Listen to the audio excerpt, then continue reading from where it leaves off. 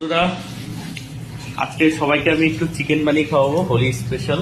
ভাবলাম একটু নিজে চিকেন বানিয়ে খাই, অনেকদিন ধরে রান্নাও করিনি, প্র্যাকটিস হয়ে যাবে।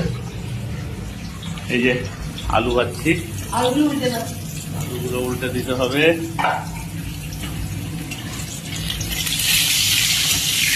এই আলু ভাজার একটা নিয়ম আছে, তেলটা গরম হওয়ার পরে তেলের মধ্যে একটু লবণ আর একটু হলুদ দিয়ে নিলে আলুটা ছাড়লে আর বেশি ছিটবেও না, আর বেশ আলুর কালারটাও সুন্দর আসবে, গোল্ডেন কালার আসবে।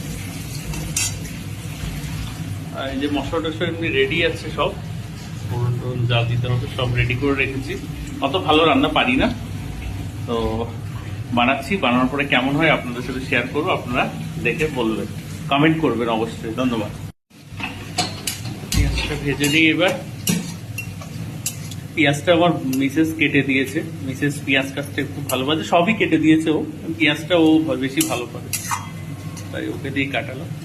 ম্যারিনেট তো আমি করেছিলাম, দেখি কেমন হয় খেতে, ফ্যামিলির লোক কেমন বলে বাবা মা। আজকে প্রথমবার আমার হাজবেন্ডের হাতে চিকেন কষা খাবো বন্ধুরা, দেখি কেমন বানায়, তারপর আপনাদেরকে রিভিউ দেবো।